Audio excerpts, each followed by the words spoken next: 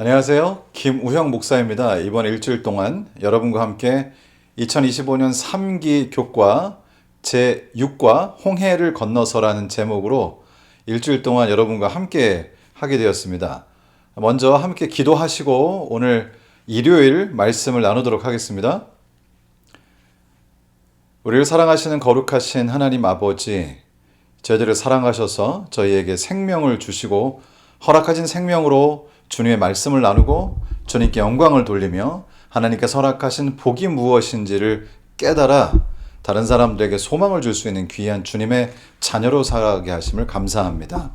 이 시간 성령의 지혜를 주시고 말씀을 통해 우리 주님과 한 걸음 더 가까이 나가게 되는 귀한 시간이 되도록 함께 해주시기를 우리를 사랑하시는 예수님의 이름으로 기도드리옵나이다. 아멘. 우선 기억절의 말씀을 읽어보겠습니다. 출애굽기 14장 13절로 14절의 말씀입니다. 모세가 백성에게 이르되 너희는 두려워하지 말고 가만히 서서 여호와께서 오늘 너희를 위하여 행하시는 구원을 보라. 너희가 오늘 본 애굽 사람을 영원히 다시 보지 아니하리라.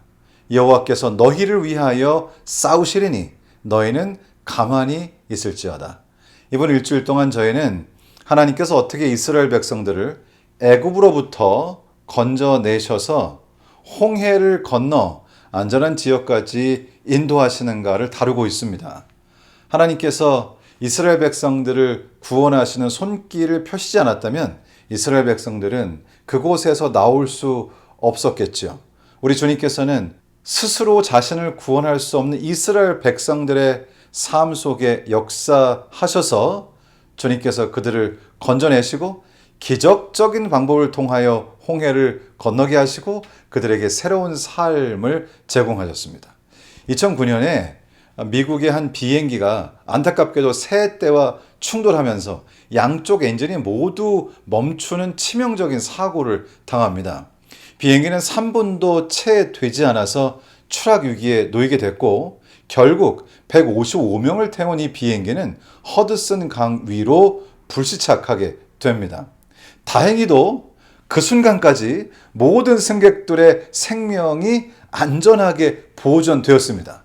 그렇지만 자신들이 할 수 있는 최선을 다했음에도 불구하고 지금 그 상황에서 누군가 그들을 구조하기 위하여 오지 않는다면 사실 그들이 생명을 유지할 수 없는 그런 상황에 처하게 된 것입니다. 큰 강 한가운데 떨어졌고 모든 무선 장비들이 고장나면서 누구에게도 연락할 수 없는 상황이 됩니다. 그들의 희망이 사라져 가는 듯이 보이는 그때에 강을 지나가던 민간 선박들과 페리들이 다가오기 시작합니다. 그리고는 바로 그 민간인들이, 구조대가 아니라 민간인들이 그곳에 있는 모든 승객 155명의 생명을 건지게 됩니다. 그래서 이 사건은 허드슨 강의 기적이라고 그렇게 불리죠. 자신들 스스로 자신의 생명을 끝까지 구해낼 수 없는 이러한 상황에서 우리는 외부의 도움이 필요할 수밖에 없습니다. 이 출애굽의 사건은 이스라엘 백성들이 애굽 안에서 스스로 자신들의 처지를 바꿀 수 없는 그러한 상황이라고 하는 사실이 매우 중요한 것입니다. 이스라엘 백성들이 애굽에서 나올 수 있었던 것은 하나님께서 그들에게 개입하셔서 재앙을 내리시고 그들을 인도하여 홍해를 건너게 하시고 그들을 안전한 곳으로 인도하셨기 때문에 결국 출애굽이 가능했던 것입니다. 마찬가지로 우리가 사는 지금의 삶에서도 우리는 죄된 세상에서 죄의 문제 속에 살던 사람들입니다. 그러나 우리 주님께서 예수 그리스도의 십자가를 통하여 그분의 피로 마치 유월절 양의 피처럼 예수 그리스도의 피를 통하여 주님께서 개입하셔서 우리를 죄로부터 구원해 주시는 것입니다. 이제 일주일 동안 저희가 홍해를 건너는 이야기를 다루는데요. 오늘은 이제 그 첫 번째 시간으로 가서 여호와를 섬기라 하는 제목의 말씀을 저희가 공부를 합니다. 출애굽기 12장 31절부터 36절의 말씀을 읽도록 하겠습니다. 밤에 바로가 모세와 아론을 불러서 이르되 너희와 이스라엘 자손은 일어나 내 백성 가운데서 떠나 너희의 말대로 가서 여호와를 섬기며 너희가 말한 대로 너희 양과 너희 소도 몰아가고 나를 위하여 축복하라 하며. 앞부분은 좀 잘 이해가 되는데요. 이제 이 바로가 결국 이 10가지 재앙 때문에 이스라엘 백성들을 보내주기로 하죠. 그리고는 이렇게 하라고 이야기를 하다가 32절의 끝에쯤에 나를 위하여 축복하라라고 이렇게 이야기합니다. 나를 위하여 축복하라? 혹시 바로가 회개를 하고 마음을 고쳐먹은 것일까요? 사실 이 뒤의 이야기를 보면 바로는 결코 회개하지 않았습니다. 그는 결국 이스라엘 백성들을 보내기는 했지만 다시 뒤쫓아와서 그들을 붙잡으려고 했습니다. 바로는 결코 회개하여 주님께로 돌아간 것이 아닙니다. 그렇다면 바로는 왜 이러한 요청을 했을까요? 바로는 사실 그의 마음을 바꾸고 하나님을 섬기기로 한 것이 아니라 10 재앙에 의하여 지치고 지쳐서 이제 드디어 하나님께 자신의 패배를 인정한 것 뿐이었습니다.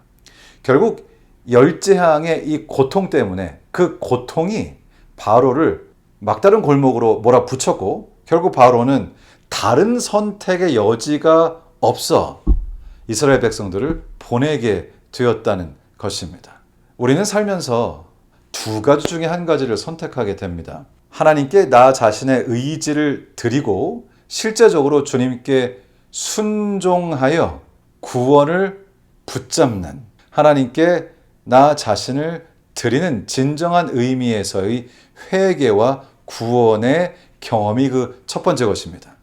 그런가 하면 또 다른 종류의 굴복이 있는데 그것은 끝까지 고집을 세우다가 결국 자신이 틀렸음을 깨닫고 스스로 절망하여 하나님이 옳았다는 것을 이해는 하지만 결국 자신의 고집을 결과적으로 어쩔 수 없이 꺾었을 뿐 실제적으로 하나님께 자기 자신을 순종하여 주님께 드리는 회개와 헌신이 있지는 않았던 2번째 선택입니다. 사실 이 2가지가 굉장히 좀 구별하기가 쉽지 않은 개념입니다. 그렇지만 여기 이 바로의 이야기를 통해서 그것이 무엇인지를 우리가 알게 되죠.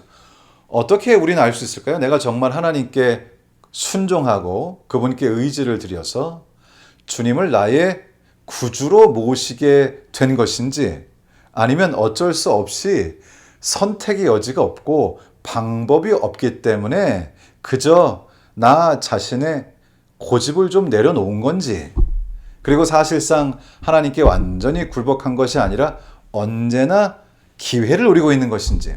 결국 이 바로는 이스라엘 백성들이 떠난 이후에 기회가 생겼다고 생각이 될 때에 결국 이스라엘 백성들을 쫓아가서 그들을 붙잡아 자신의 뜻을 관철시키려고 했습니다. 아돌프 히틀러가 제2차 세계대전의 중심에서 수많은 사람들에게 악행을 저질렀습니다. 그런데 이제 전쟁 말기가 되어서 이미 여러 전선에서 밀리고 주변의 장군들과 참모진들이 항복을 고려하라고 계속해서 히틀러를 설득하고 있었습니다. 하지만 히틀러는 끝까지 버티고 끝까지 자기 고집을 꺾지 않았습니다. 그는 현실을 인정하지 않았고 상황을 직시한 충원도 거절했습니다. 결국 1945년 4월에 베를린이 완전히 포위된 상태에서도 히틀러는 항복하지 않았습니다.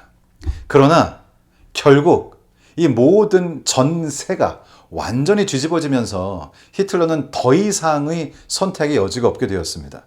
이제는 항복하고 이제는 자신이 틀렸다라는 것을 인정하고 투항하는 것이 그에게 남은 한 가지 선택지였습니다.